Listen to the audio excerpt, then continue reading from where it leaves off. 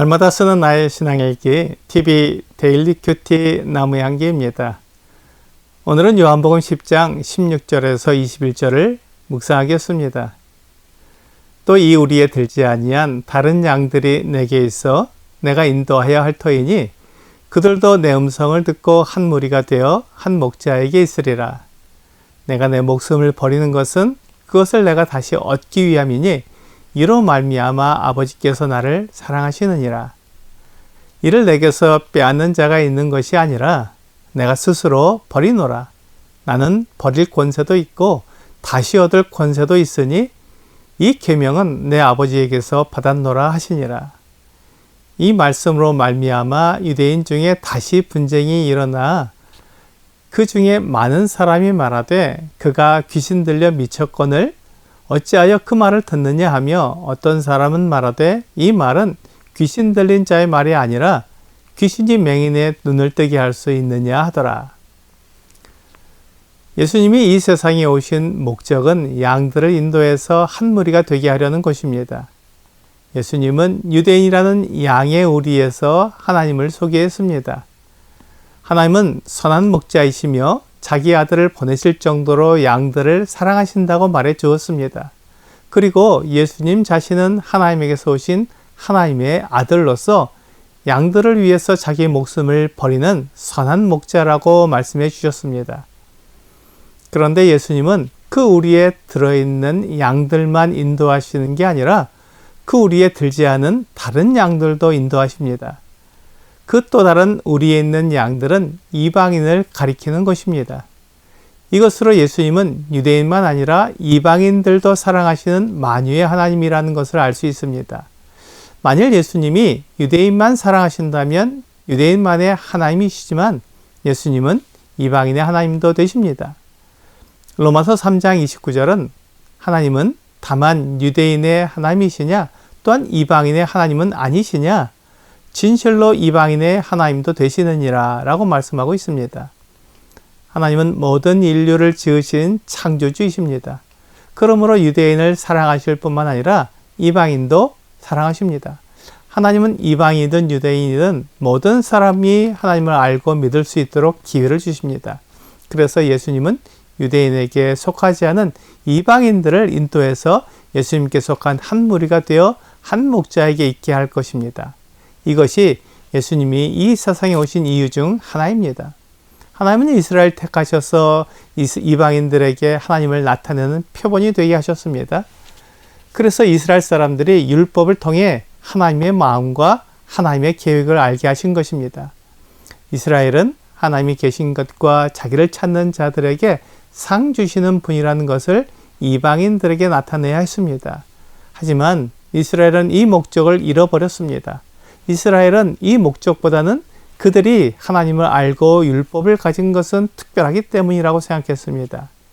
그래서 그들은 하나님의 택한 백성이고 이방인들은 하나님을 알지 못하는 벌레와 같은 존재라고 생각했습니다.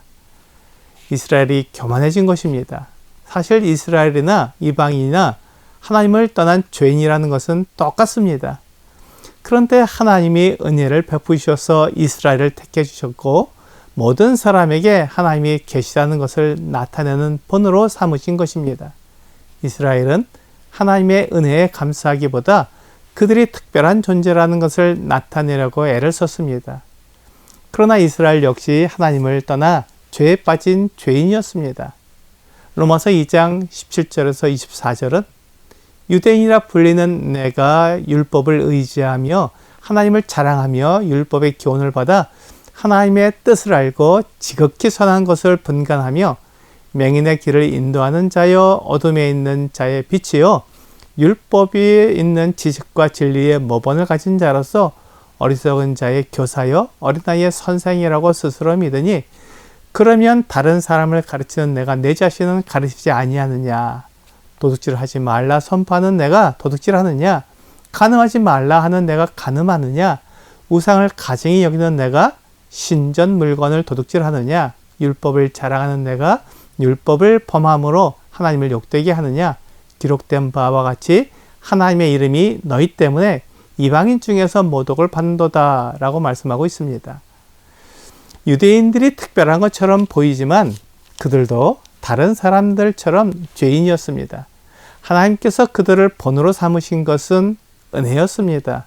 은혜는 사람들이 자격을 갖추지 못한 것과 상관없이 하나님의 거룩하심과 의로우심으로 사람을 덮은 것입니다.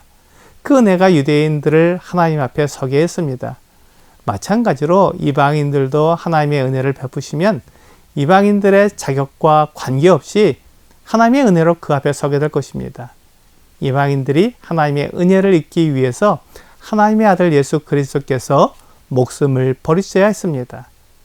사람이 예수님에게서 목숨을 빼앗는 것이 아니라 예수님이 스스로 버리는 것입니다. 아무도 하나님의 아들 예수님에게서 목숨을 빼앗을 수 없습니다. 예수님이 군병들에게 붙잡히실 때 베드로는 예수님을 보호하기 위해 칼을 들었습니다. 하지만 예수님은 베드로의 보호를 받으셔야 하는 분이 아니었습니다.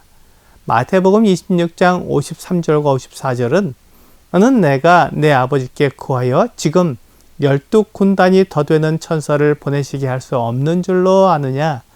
내가 만일 그렇게 하면 이런 일이 있으리라 한 성경이 어떻게 이루어지겠느냐 하시더라 라고 말씀하고 있습니다. 예수님은 베드로의 보호를 필요로 하시는 분이 아니라 베드로를 보호해 주시는 분입니다.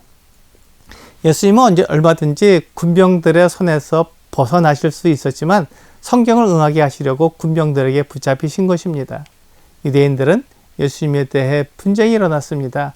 어떤 사람들은 예수님이 귀신 들려 미쳤다고 말했지만 어떤 사람들은 귀신 들린 사람이 맹인의 눈을 뜨게 할 수 있느냐고 말했습니다.